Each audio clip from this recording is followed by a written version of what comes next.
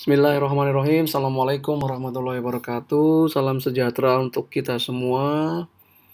Kali ini saya Catur Sasongko akan mempresentasikan tentang mata ajar manajemen biaya dan menggunakan buku Blocher Cost Management edisi kelima.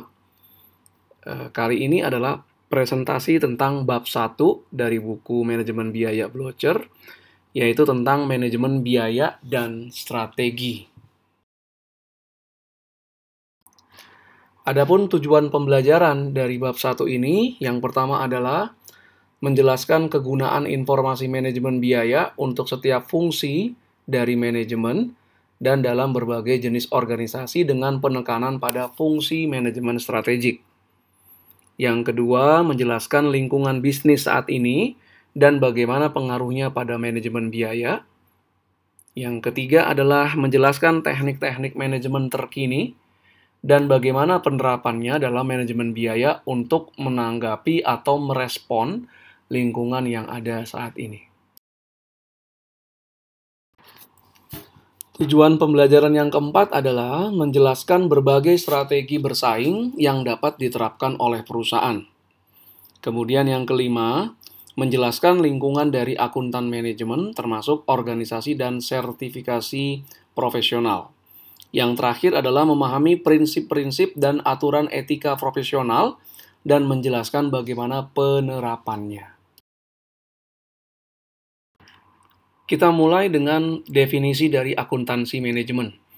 Akuntansi manajemen adalah sebuah profesi yang melibatkan kemitraan dalam pengambilan keputusan manajemen, menyusun perencanaan dan sistem manajemen kinerja, dan menyediakan keahlian dalam pelaporan dan pengendalian keuangan untuk membantu manajemen dalam memformulasi dan menerapkan strategi organisasi. Jadi dari definisi ini kita lihat bahwa akuntansi manajemen adalah mitra bagi manajemen, dan akuntansi manajemen atau akuntan manajemen menyediakan informasi yang digunakan untuk memformulasikan dan menerapkan strategi organisasi. Sekarang kita masuk ke konsep strategi. Jadi keberhasilan perusahaan itu didapat atau berasal dari pengembangan dan penerapan strategi yang efektif dan dibantu oleh metode-metode yang ada di dalam akuntansi manajemen. Untuk berhasil, perusahaan harus memiliki pernyataan misi yang jelas. Misi adalah alasan keberadaan perusahaan. Kemudian, strategi adalah sebuah peta jalan atau roadmap untuk mencapai atau meraih misi perusahaan yang sudah dibuat tadi. Nah, apa peranan akuntansi manajemen?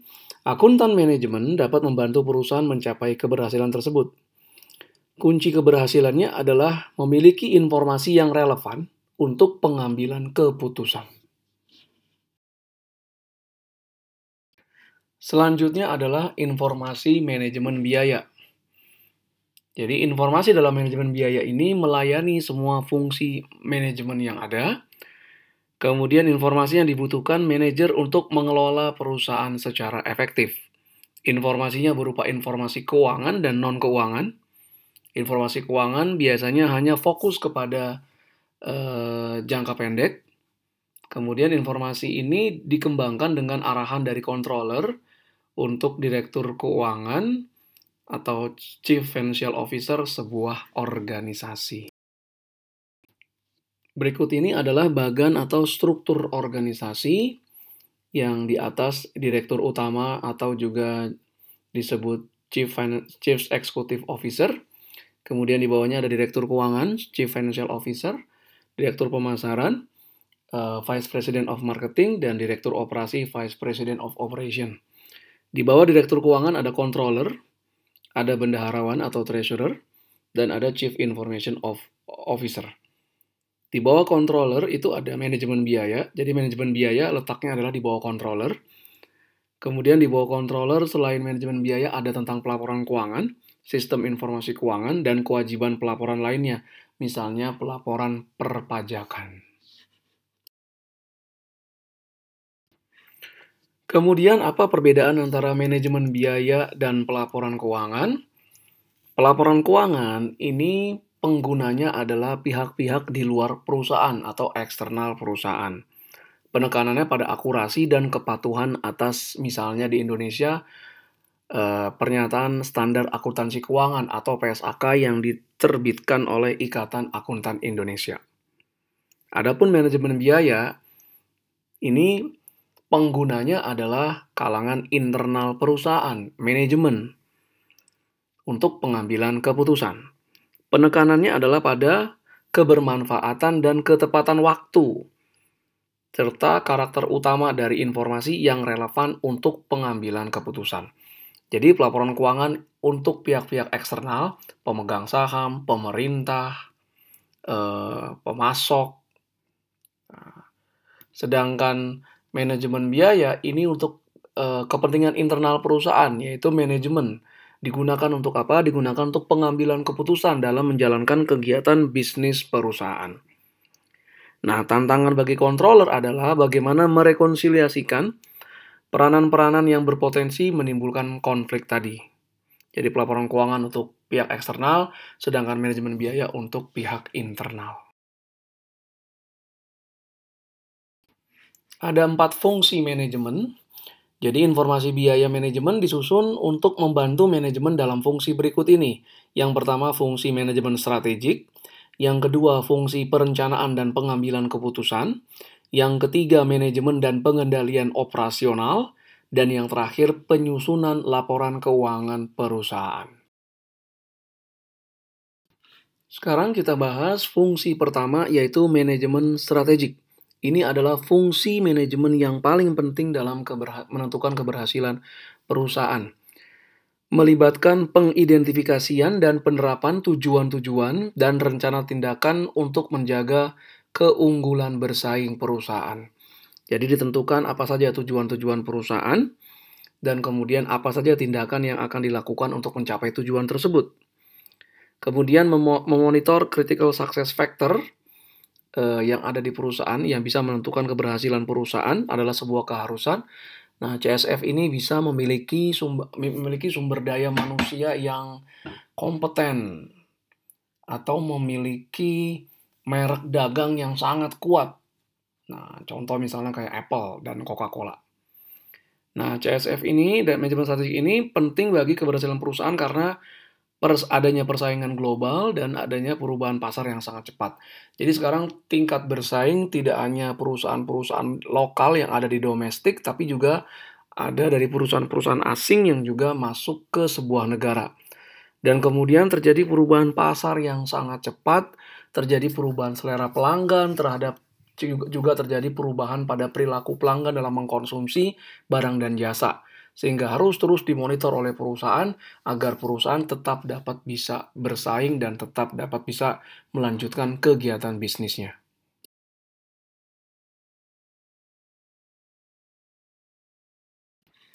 Fungsi manajemen berikutnya adalah perencanaan dan pengambilan keputusan. Informasi dibutuhkan untuk mendukung keputusan-keputusan yang berulang, seperti misalnya penjadwalan kegiatan produksi dan penetapan harga untuk produk baru.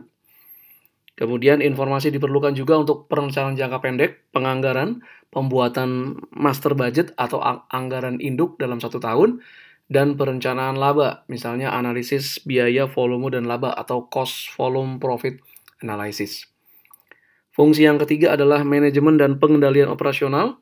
Informasi diperlukan untuk mengidentifikasi kegiatan operasi yang tidak efisien, misalnya menggunakan analisis varians untuk biaya produksi, bahan baku, tenaga kerja langsung, dan overhead produksi, dan memberikan penghargaan untuk praktik manajemen yang efektif, bisa dalam bentuk bonus atau kenaikan pangkat. Kemudian, fungsi berikutnya adalah penyusunan laporan keuangan. Informasi diperlukan untuk memastikan adanya kepatuhan dengan regulasi persyaratan pelaporan. Jadi misalnya untuk pelaporan keuangan, informasi digunakan untuk memastikan bahwa laporan keuangan sudah mengikuti PSAK yang berlaku. Kemudian kita masuk ke tipe atau jenis-jenis organisasi. Ada perusahaan manufaktur. Perusahaan manufaktur adalah perusahaan yang merubah bahan baku menjadi barang jadi. Kemudian ada perusahaan dagang. Perusahaan dagang ini adalah perusahaan yang membeli barang dagang dan kemudian tidak melakukan modifikasi ataupun melakukan modifikasi minim dari barang yang dibeli dari pemasok dan kemudian dijual kembali ke pelanggan. Perusahaan dagang ini dibagi menjadi dua, ada yang langsung dijual ke pengecer, yang langsung berhubungan dengan pengguna akhir, dan juga ke pedagang grosir. Kemudian ada perusahaan jasa, ini perusahaan yang memberikan jasa kepada para pelanggannya. Dan yang terakhir adalah pemerintah atau organisasi nirlaba, organisasi yang tidak berorientasi pada perolehan keuntungan. Kemudian kita masuk dalam perubahan yang terjadi dalam lingkungan bisnis saat ini. Jadi lingkungan bisnis tidak statis, tapi dia terus berubah, mengikuti perubahan yang ada di masyarakat, di teknologi, di pelanggan, di politik, ekonomi, dan sebagainya. Nah, berikut ini adalah perubahan yang terjadi dalam lingkungan bisnis terkini. Pertama, adanya pergeseran ke lingkungan bisnis global. Sekarang ekonomi di negara-negara, di berbagai negara di dunia saling tergantung dan ada permasalahan misalnya di Amerika Serikat, maka akan mempengaruhi perekonomian di negara-negara lain yang khususnya memiliki hubungan dagang yang erat dengan Amerika. Kemudian juga meningkatkan persaingan, perusahaan lokal tidak lagi hanya bersaing dengan perusahaan lokal lainnya dalam negara, tapi juga harus menghadapi serbuan dari produk-produk dari perusahaan global dunia. Ini yang sudah kita rasakan juga di Indonesia, banyaknya produk-produk khususnya dari Cina yang masuk ke Indonesia yang dijual dengan sangat murah sehingga meningkatkan persaingan di dalam negeri. Kemudian perubahan yang kedua adalah tentang lean manufacturing. Sekarang proses produksi semakin efisien, semakin cepat. Nah, ini misalnya menggunakan metode persediaan just in time. Dengan just in time ini, perusahaan baru akan memproduksi barang jadi apabila ada permintaan dari pelanggan. Jadi permintaan dari pelanggan akan membuat perusahaan melakukan permintaan ke pemasok akan bahan baku yang kemudian akan dirubah menjadi barang jadi yang akan dikirimkan ke pelanggan. Nah, ini akan mengakibatkan terjadinya pengurangan persediaan, karena persediaan umumnya merupakan aset lancar yang terbesar di sebuah perusahaan. Pengurangan persediaan berarti pengurangan biaya penanganan persediaan atau carrying cost, dan juga bisa untuk meningkatkan kualitas. Kemudian yang kedua adalah penekanan pada kecepatan sebuah produk untuk diluncurkan ke pasar. Berarti di sini persaingan berbasiskan waktu. Jadi siapa duluan yang meluncurkan produk baru ke pasar itu bisa memperoleh keunggulan bersaing dengan menjadi yang pertama, akan dibeli pertama kali juga oleh pelanggannya. Kemudian juga sistem produksi yang fleksibel, tidak bisa memproduksi berapapun jumlah yang diinginkan, tidak harus memproduksi dalam jumlah yang besar untuk memenuhi permintaan yang sedikit. Nah, itu adalah sistem produksi yang ada saat ini. Kemudian yang ketiga adalah pentingnya teknologi informasi, apalagi saat ini di Indonesia yang telah mengalami wabah corona. Teknologi informasi sangat luar biasa penting. Perusahaan tidak bisa menjual barangnya di toko fisik, maka mereka mengandalkan penjualan melalui e-commerce-nya. Nah, teknologi informasi di sini sangat luar biasa penting, juga bisa untuk mengurangi waktu pemrosesan dan memfasilitasi pertukaran informasi secara cepat. Kemudian misalnya wabah corona ini juga menyebabkan perusahaan harus menutup kantornya dan meminta karyawan untuk melakukan work from home. Nah, work from home ini ketika melakukan rapat-rapat, maka rapatnya dilakukan secara virtual dan betul-betul menggunakan teknologi informasi. Perubahan yang berikutnya adalah fokus pada pelanggan. Nah, pelanggan adalah alasan keberadaan perusahaan. Tanpa adanya pelanggan, maka perusahaan tidak bisa menjalankan kegiatan operasionalnya. Nah, konsumen saat ini mengharapkan fungsionalitas. Barangnya bisa berfungsi seperti yang dijanjikan, kemudian juga barangnya atau jasanya berkualitas, dan dia bisa melakukan kustomisasi, bisa memilih barang sesuai dengan kebutuhannya. Nah, ini juga tantangan bagi perusahaan, utamanya untuk kustomisasi. Bagaimana sistem produksi harus fleksibel yang dapat melayani permintaan kustomisasi. Kemudian life cycle atau daur hidup produk, dari mulai dia luncurkan sampai nanti dia tidak bisa dijual kembali karena sudah usang, ini sekarang sangat pendek karena perusahaan juga berlomba-lomba untuk terus berinovasi, meluncurkan produk-produk baru, dan karena daur hidup yang pendek ini, maka dalam jangka waktu yang singkat, perusahaan harus bisa mengharapkan memperoleh laba. Tentu saja hal ini bisa meningkatkan persaingan. Kemudian terjadi pergeseran dalam organisasi manajemen, struktur organisasi tidak lagi hierarkis dari atas sampai bawah, tapi sudah lebih flat, lebih datar, dan kemudian juga ukuran non keuangan juga sudah mulai diukur dan diperhatikan oleh berbagai perusahaan. Kemudian juga perusahaan harus memperhatikan faktor-faktor sosial di masyarakat, politik dan budaya. Misalnya perubahannya antara lain adalah tenaga kerja yang lebih beragam. Wanita sudah mulai masuk juga banyak ke perusahaan dan menduduki posisi di manajemen. Kemudian juga ada kesadaran tanggung jawab etika yang diperbaharui. Perusahaan tidak hanya menghasilkan produk dan barang pada harga yang terjangkau, tapi juga harus memiliki rasa tanggung jawab sosial kepada masyarakat di sekitarnya. Dan kemudian terjadinya peningkatan dalam deregulasi di dunia bisnis. Peraturan-peraturan makin dikurangi, yang menyebabkan bisnis menjadi lebih terbuka dan meningkatkan juga tingkat persaingan. Berikut ini adalah 4 tahapan yang dijelaskan oleh Kaplan tentang pengembangan sistem manajemen biaya. Tahapan pertama, sistem manajemen biaya adalah hanya pelaporan dari transaksi. Kemudian tahapan kedua, sistem manajemen biaya fokus pada pelaporan ke pihak eksternal. Kegunaan data manajemen biaya untuk pengambilan keputusan masih terbatas. Yang berikutnya tahap ketiga, sistem manajemen biaya menelusuri data operasi yang penting dan informasi biaya yang relevan untuk pengambilan keempat. Nah, tahapan keempat yang saat ini, informasi manajemen biaya yang relevan dan strategik adalah bagian internal dari sistem. Jadi lebih membantu ke arah yang strategik saat ini. Kemudian, apa peranan akuntansi manajemen dalam terjadinya perubahan dalam lingkungan bisnis di perusahaan? Pertama adalah menyediakan informasi manajemen biaya yang relevan untuk membantu organisasi tetap mengikuti lingkungan bisnis yang terus berubah. Kemudian ada 13 teknik manajemen terkini yang telah dikembangkan oleh akuntan manajemen. Jadi peranannya adalah menyediakan informasi dan informasinya harus relevan dan tepat waktu yang dapat digunakan untuk pengambilan keputusan dan membuat perusahaan tetap bisa bersaing dalam lingkungan bisnis yang terus berubah saat ini.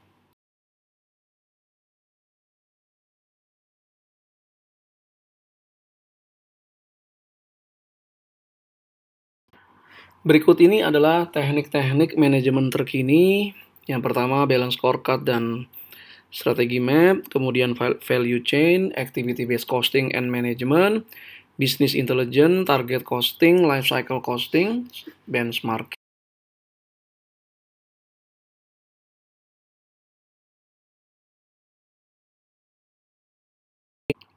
Business process improvement, total quality management, lean accounting, theory of constraint, enterprise sustainability, dan enterprise risk management. Di slide-slide berikutnya akan diberikan penjelasan dari 13 teknik manajemen terkini ini.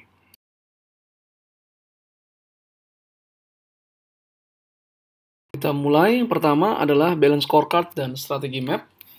Balance scorecard adalah pelaporan akuntansi yang memperlihatkan kinerja perusahaan dalam 4 bidang atau 4 perspektif, yaitu keuangan, pelanggan, proses bisnis internal, dan inovasi dan pembelajaran. Kemudian strategi map atau peta strategi adalah metode berbasiskan pada balance scorecard yang mentautkan 4 perspektif yang ada di balance scorecard tadi dalam diagram sebab dan akibat.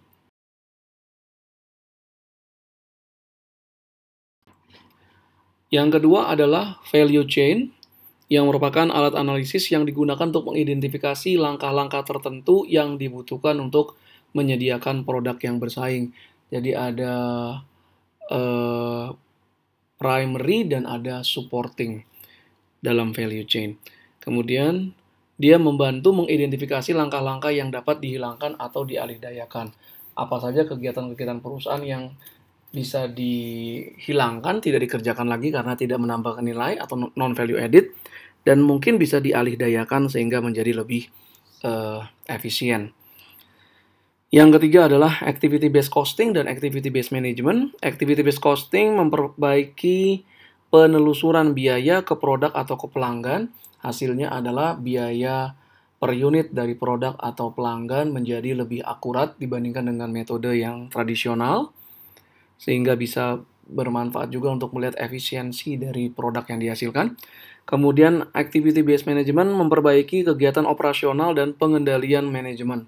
Jadi dengan activity based management, perusahaan akan membagi aktivitas-aktivitas dalam perusahaan menjadi aktivitas yang menambah nilai dan aktivitas yang tidak menambah nilai.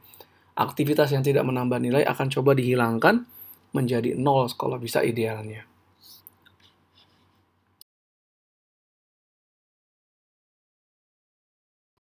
Yang keempat adalah business intelligence. Di sini perusahaan menggunakan misalnya big data yang digunakan untuk memahami dan menganalisis kinerja bisnis. Big data ini juga bisa digunakan untuk menganalisis perilaku yang ada di pelanggan sehingga perusahaan dapat menawarkan produk sesuai dengan yang diharapkan oleh pelanggan. Yang berikutnya adalah target costing. Ini adalah metode penetapan harga di mana perusahaan akan melakukan semacam survei misalnya untuk mengetahui berapa harga yang diinginkan oleh pelanggan atas produk yang akan diluncurkan perusahaan. Setelah itu harganya dapat, kemudian berapa tingkat profit yang ingin diperoleh perusahaan. Akhirnya harga yang ditentukan oleh pasar dikurangi laba yang diinginkan adalah target costing. Jadi perusahaan harus berproduksi dengan biaya tersebut agar bisa memperoleh laba yang diinginkan. Nah, target costing atau target pricing ini sekarang sudah menjadi hal yang umum yang menghasilkan juga tingkat persaingan yang makin tinggi.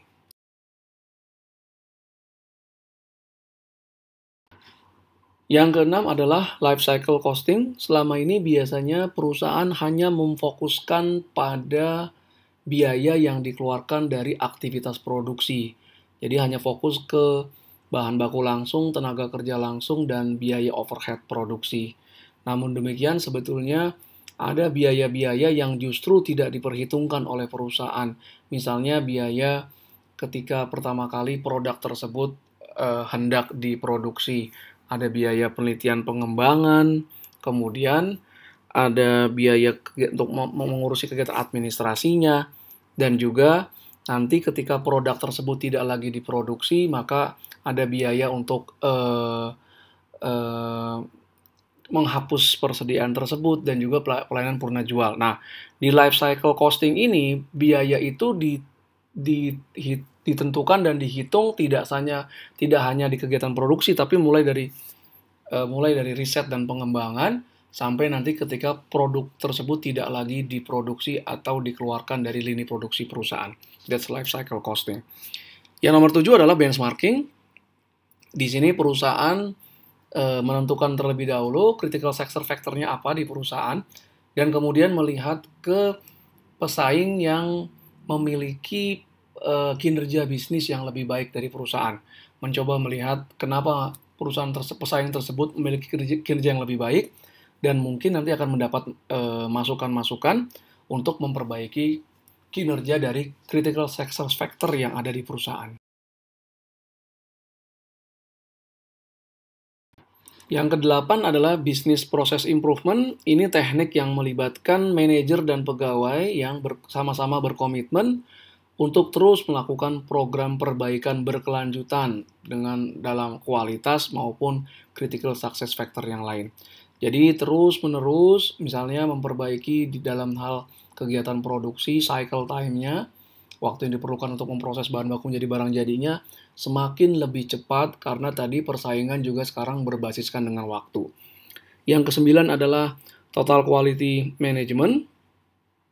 Teknik di mana manajemen mengembangkan kebijakan dan praktik yang memastikan produk dan jasa melebihi apa yang diharapkan oleh pelanggan. Jadi total quality management ini menggerakkan seluruh bagian di perusahaan, tidak hanya bagian produksi atau bagian pengendalian kualitas, tapi seluruh bagian di perusahaan sama-sama berkontribusi untuk terus meningkatkan kualitas agar produk dan jasa yang dihasilkan itu melebihi pengharapan dari pelanggan, sehingga akan menimbulkan peningkatan pada kepuasan pelanggan dan pada akhirnya akan terjadi repeat order atau pembelian yang terus-menerus oleh pelanggan, sehingga pendapatan meningkat dan laba juga akan meningkat.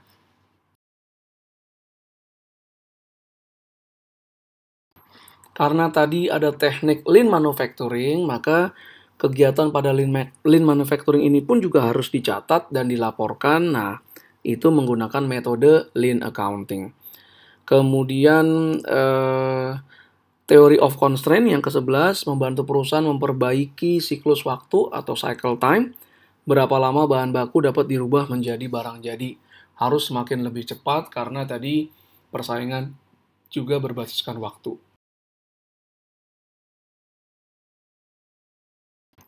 Yang ke-12 adalah enterprise sustainability. Di sini berarti perusahaan menyeimbangkan antara tujuan jangka pendek yang harus diraih dengan tujuan jangka panjang perusahaan dalam 3 dimensi kinerja. Yang pertama sosial, kedua lingkungan dan keuangan. People, profit, planet. Kemudian ada enterprise risk management, adalah kerangka dan proses yang digunakan perusahaan untuk mengelola risiko yang dapat secara positif atau negatif justru mempengaruhi keunggulan dan keberhasilan perusahaan. Sekarang kita masuk ke strategi bersaing. Jadi keberhasilan perusahaan dengan menerapkan sekumpulan kebijakan, prosedur, dan pendekatan terhadap bisnis disebut dengan strategi. Nah, strategi pun harus punya fokus jangka panjang dan terus beradaptasi dengan perubahan lingkungan bisnis yang ada di luar perusahaan maupun di dalam perusahaan. Kemudian informasi manajemen biaya harus digunakan untuk mengembangkan dan memonitor informasi-informasi strategik. Menurut Michael Porter, ada 2 strategi bersaing yang bisa dikembangkan oleh perusahaan. Yang pertama adalah cost leadership atau kepemimpinan biaya. Ini bagaimana perusahaan bisa mengungguli para pesaingnya dengan memproduksi produk atau jasa pada biaya yang paling rendah dan juga tetap memperhatikan kualitas yang diinginkan oleh konsumen. Atau perusahaan memilih untuk melakukan strategi diferensiasi, jadi menciptakan nilai untuk pelanggan melalui inovasi produk, fitur-fitur dari produk, layanan pelanggan, dan lain-lain, dan pelanggan ingin membayarkan perbedaan-perbedaan tersebut. Berikut ini adalah penjelasan lebih dalam tentang strategi bersaing, kepemimpinan biaya dan diferensiasi. Target strategiknya adalah pasar yang luas, di kepemimpinan biaya dan diferensiasi juga pasar yang luas. Jadi kalau saya ambil contoh misalnya otomotif, cost leadership ini diterapkan oleh Daihatsu, sedangkan diferensiasi misalnya diterapkan oleh Honda.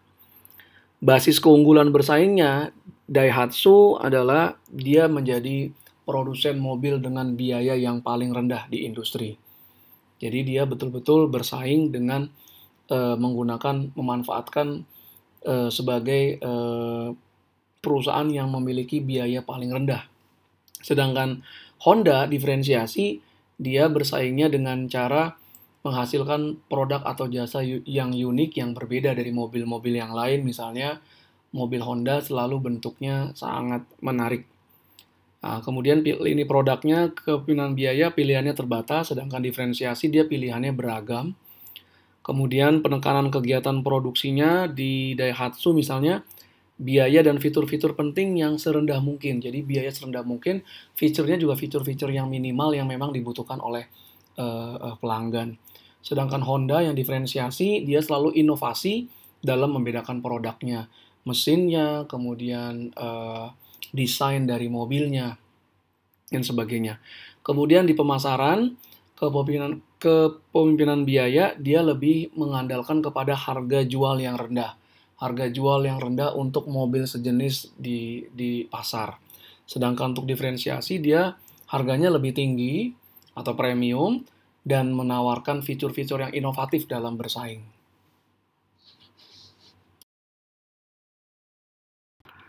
Kemudian kita masuk ke 5 langkah pengambilan keputusan strategik. Yang pertama, tentukan permasalahan strategik yang melingkupi permasalahan.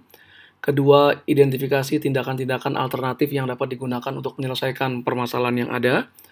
Ketiga, memperoleh informasi dan melakukan analisis dari tindakan-tindakan alternatif yang ada di nomor 2 tadi.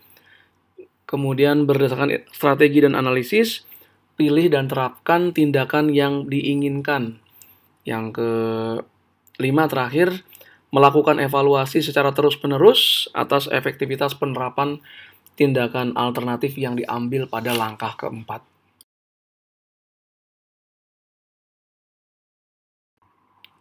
Berikutnya kita masuk ke organisasi profesional. Yang pertama, organisasi yang menyediakan panduan dan regulasi. Misalnya Internal Revenue Service kalau di Amerika, kalau di Indonesia ini adalah Ditjen Pajak, kemudian Security and Exchange Commission.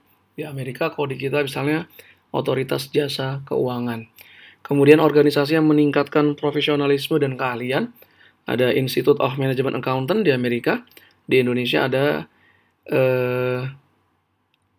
Ikatan Akuntan Manajemen Indonesia. Kemudian ada Institute of Internal Auditor.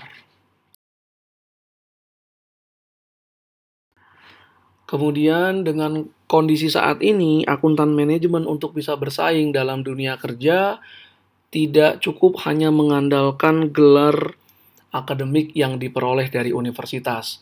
Mereka juga harus memiliki gelar sertifikasi. Nah, untuk akuntan manajemen ada 2 gelar sertifikasi. Yang pertama, Certified Management Accountant, atau kalau untuk di Indonesia ada namanya Certified Professional Management Accountant yang diterbitkan oleh Ikatan Akuntan Manajemen Indonesia. Kemudian Certified Public Accountant, ini juga ada CPA Indonesia yang diterbitkan oleh Ikatan Akuntan Publik Indonesia atau IAPI.